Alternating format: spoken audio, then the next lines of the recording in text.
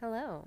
Today is topic 2, section 5, and section 6. Okay, I kind of broke these into, I molded those sections together and then split them into a bunch of little ones. Okay, because here we're talking about modeling.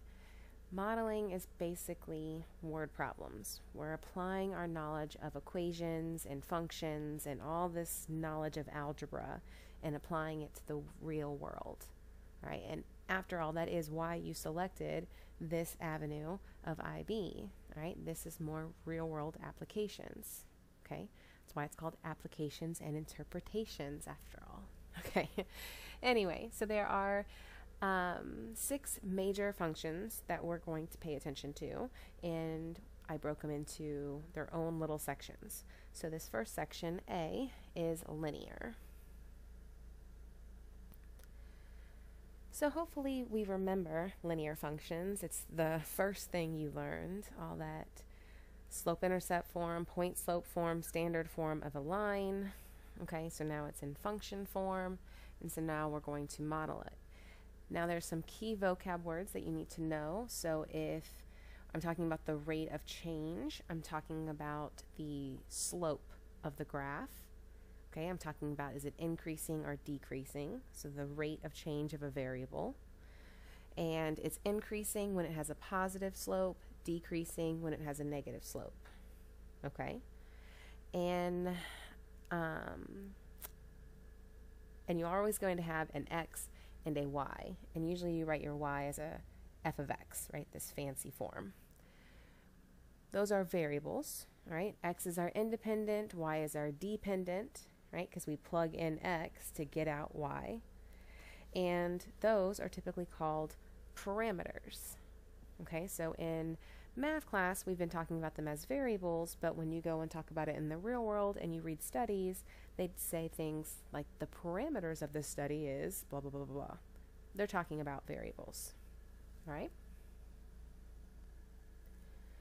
So here's our first example of a linear model.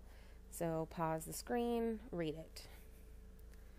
Okay, the first thing that we want to do is put it into algebra, right? So this is our real world example.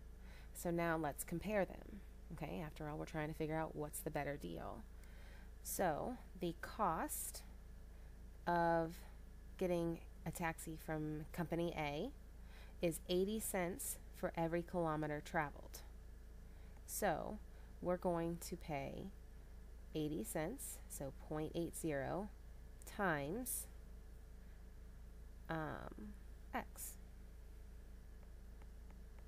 where x is the number of kilometers traveled. Okay, so x is number of kilometers traveled. So now we're going to suggest another equation, but this time for company B. So they charged 45 cents for every kilometer, so 0.45 times x, plus a fixed amount of $7, so like a processing fee. Okay, so then now we want to figure out who's the better deal. So if I want to travel 15 kilometers, well, what do? Plug it in. So for company A, we do 80 cents times 15, and for company B, we do 0.45 times 15 plus 7. So work them out. We do the algebra, we get 12 and 13.75. So think about what that means. CA and CB represents in money the cost. So what's the better deal? Better deal would be company A. Okay, so in this case, the lower number is a better deal for us.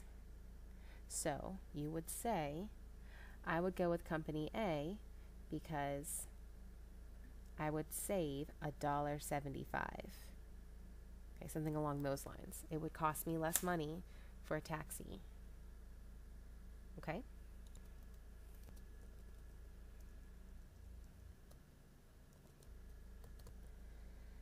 Okay, so for part D, you want to graph them. So I put into my calculator y equals 0.8x for my red line, and for my blue line, you'll see y equals 0.45x plus 7. So on my graph, you'll see this.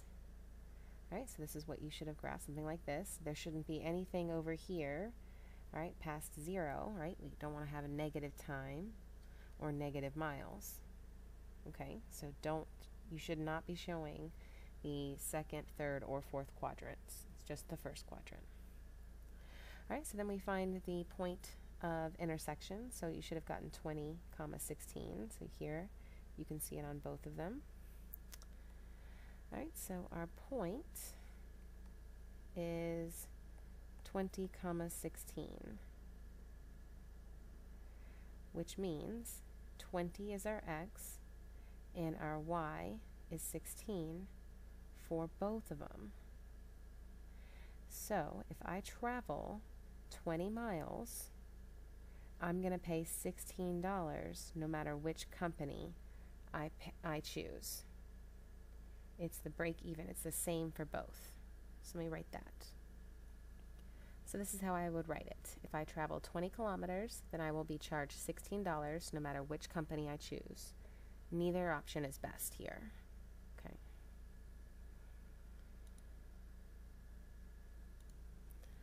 Okay, so here we have a piecewise linear function. So this means I have pieces of different lines. Okay, so different line segments are pieced together to form one function.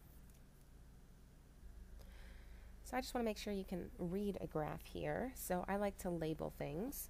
So it says that the capital T is measured in degrees Celsius. That's the temperature of a liquid. So I'm going to put that up here so I don't forget. And little t is your time in minutes. Okay, so what is the initial temperature of the liquid? Well, the initial temperature is when no time has passed. So when your time is just 0.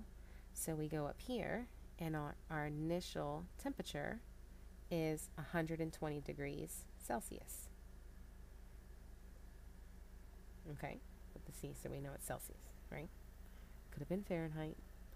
Okay, so then the next one. So state the time required for the liquid temperature to reach half of its initial temperature. Well, if it was going to reach half of its initial temperature, that's when it's 60 degrees.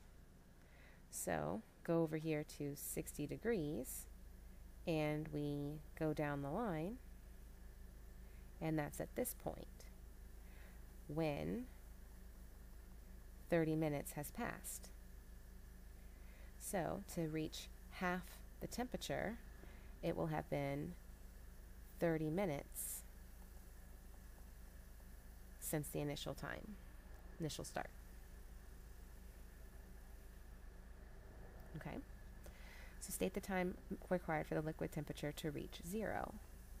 So that's when our temperature is all the way down here. So we're literally on our x-axis, and so that's at 40 minutes. Not minutes. I don't know what I'm spelling.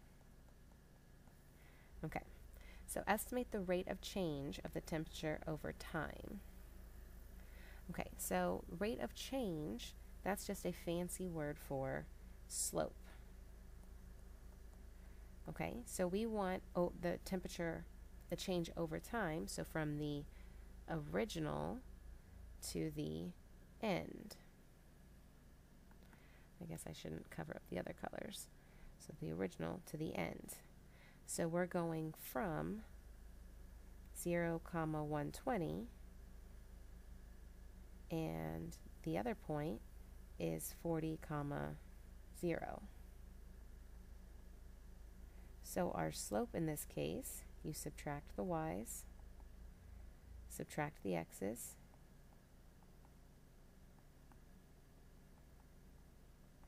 so our slope is -3. So the rate of change is -3.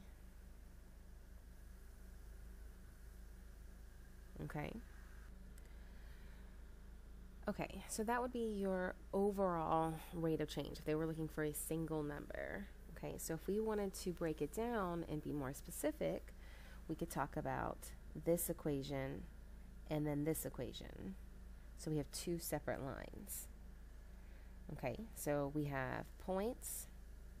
Okay, you should know that this is 0, 120, this is 30, 60, and this is 40, 0. And so now we've got 2 points here, we can write a line. 2 points there, write a line. So let's see, that blue equation, or that blue line, ends up being negative 2t plus 120 if you put it in slope-intercept form. And then this red line ends up being negative 6t plus 240. So you can write the equations of two lines. If you forgot, go back and look at that video. All right, and then we restrict the domain. The domain of the blue one is only from 0 to 30. So if you want, you can do this as an inequality and say 0 less than or equal t less than or equal to 30. And then the red line is going to be restricted to 30 is less than or equal to t is less than or equal to 40. And it's okay that they're both equal to 30 because they both hit the same point. Okay? So they'd both be equal, didn't matter which one you picked there. Okay?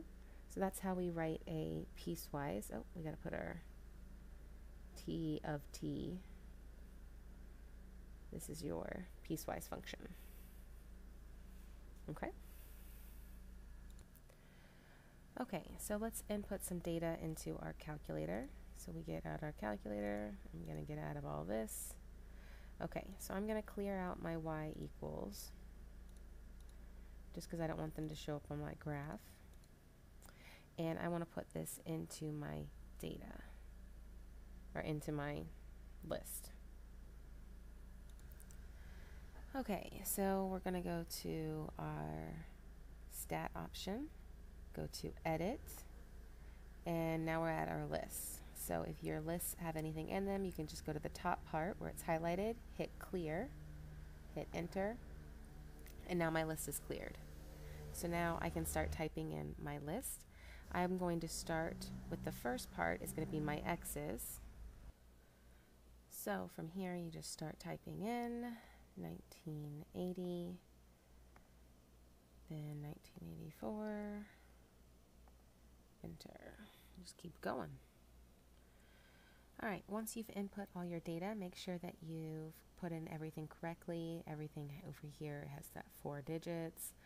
You know, again, when you're typing in calculator stuff, if you go too fast, sometimes your calculator doesn't register it, so you don't want to be off by a digit because then it messes up everything. Alright, so now we want to plot these points.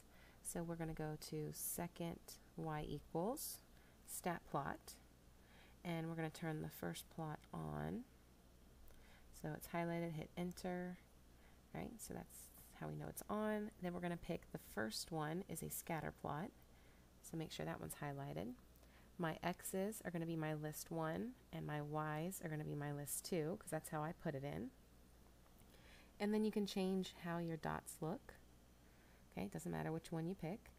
And then hit, now I wouldn't just go and press graph because your window's going to be weird. So I would hit zoom and then do 9, zoom stat.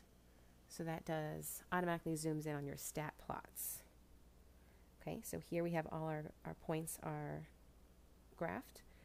And I would say, yes, that looks linear. So I would say that for sure. Okay, so now that we've decided that a linear model seems appropriate, we are going to use the first and last data points. So the first point would have been 1980, 337.5, and 2016, 401.7. So using those to write an equation, right? Show all your steps, find your slope, y2 minus y1, all that good stuff. Okay, we do that, and your calculator is going to give you the equation. Not your calculator, you're going to simplify the equation to slope-intercept form, and you get 1.783x minus 3193.5. So that's doing it by hand, creating a line out of these 2 points. All right, but we can also find it using our graphing calculator. So we've already have our points in there, so I'm going to go to the main screen. And I'm going to hit, oh, no, not math. We're going to hit stat. We're going to do calculate, and we're going to go to len reg. So we're going to do a regression line and do a plus bx. Don't do the first one. I don't know. I didn't get the right answer. So let's see. This one is going to give us what we need. We're using list 1 and list 2 for x and y. So we hit enter, and then we get this for our a and our b value. So our calculator gives us the equation y equals 1.762121x. Right, we got to flip it around. Make sure you watch those. Right, because it's tempting to want to say a is the m and b is my y-intercept, but no, they flip it around. They put a plus bx. Don't ask me. I don't know. Programmer thing. Okay, so now we want to use the linear model obtained in part C to average, to estimate the average CO2. Okay, first of all, let me explain why I made you do these 2 equations. So I'm going to put those on my graph. So I'll make my blue line my calculator.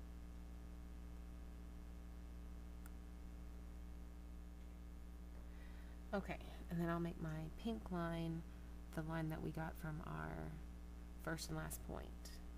Okay, so just so you can visually see it, my blue line, okay, goes through my points a lot better. My pink line is just a little bit higher. Okay, so in this case, taking the first and last point and making a line isn't awful, right? It gives us a close estimate of what the calculator does. The calculator gives us definitely a more exact answer, all right? But it was a little bit off from when we did it by hand, and that's okay.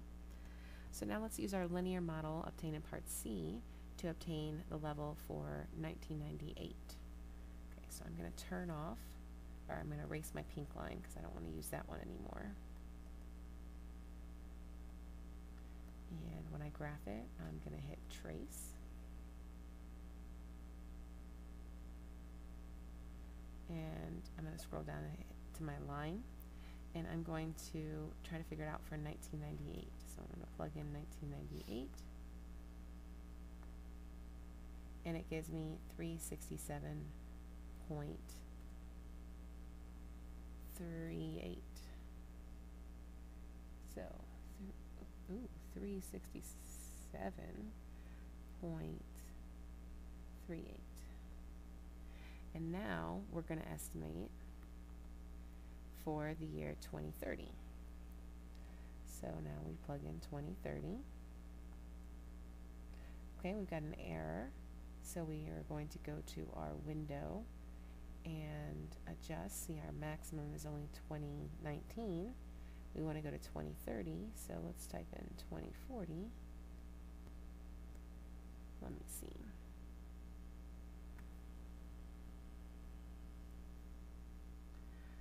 See, I go and I type too fast, and I hit 240 instead of 2040.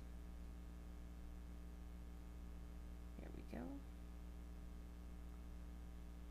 So trace. Make sure you're on your equation. And we're doing for 2030. And we get 423.77. 23. Okay, so let's talk about using that for prediction. What we did is we've got data from 1980 to 2016. So trying to figure out the data for 1998 seems pretty likely. I mean, we've got data all around it. Okay, so this seems pretty plausible. Okay, that's called interpolation. Interpolation. I don't know if I'm saying that right, but this would be interpolation. Okay, it's within our data set. However, this one, 2030, is outside the range of observed values, so extrapolation is this one. Extrapolation? I don't know if I'm saying that right. Anyway, all right, so this one doesn't seem very plausible, right? We're doing, well, it might seem plausible, but it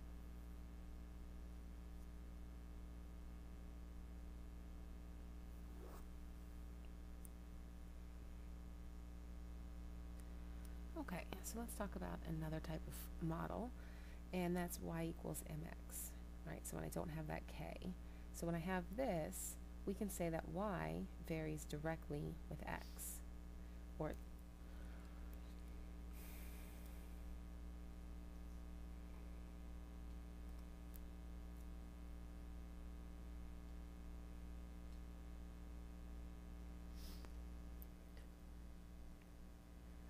so pause this, read this real quick.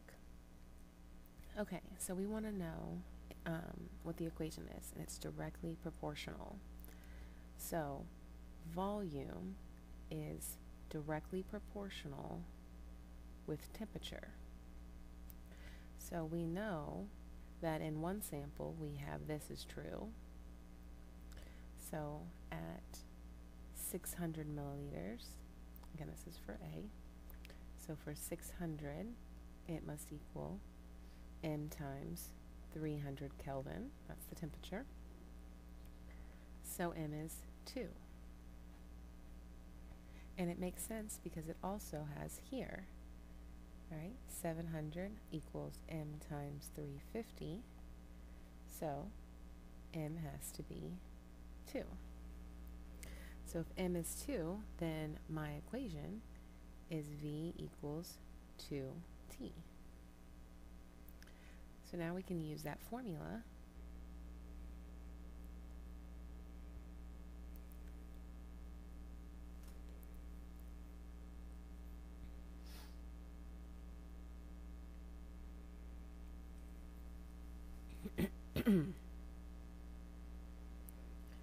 So we can also say a direct variation as an nth power. Okay, so like for instance, think of the area of a circle, pi r squared. Okay, that's also direct variation because it's a equals a variable, or I'm sorry, a number times a variable, so pi times r. But now we're doing r squared. That's okay, it's still direct variation. So we can say it this way. Okay, so a varies directly with the radius, or with the second power of the radius. Okay.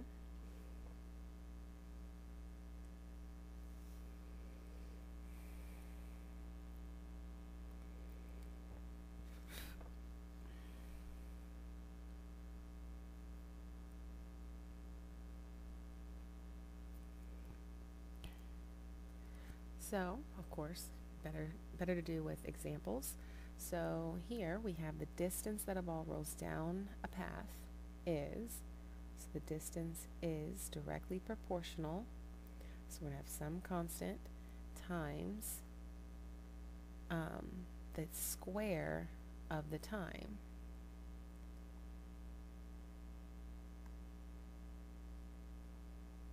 Okay, so it's going to be so times t squared. So 1 second after release, the ball has rolled 0.9 meters. So the distance is 0.9. We don't know what that constant is, m, and we know t is 1. So m has to be 0.9. So writing an equation, is going to be distance equals 0.9 t squared. So that's for A. For B, how far will the ball roll in the first 4 seconds? So we plug it back into our equation. So we work that out. We should get 14.4 meters. Okay, so that's applying direct variation, well, to the nth power. Just means we're going to be dividing. So instead of doing m times x, we're going to do m divided by x. Okay?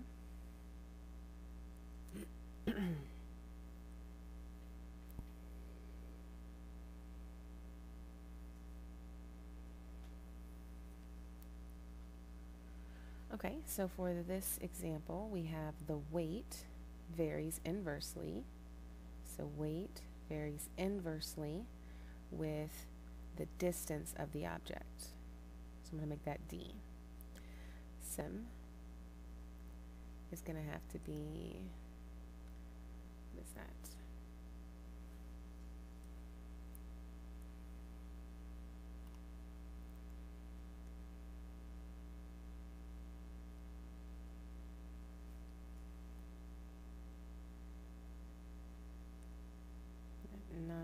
$980. Okay, so we know our equation is 980 over D. So now we can answer the real question, because it's asking where should his brother, who weighs 98 pounds, sit. So the weight is 98. So we work that out. So 98D equals 980, multiplied, then we divide.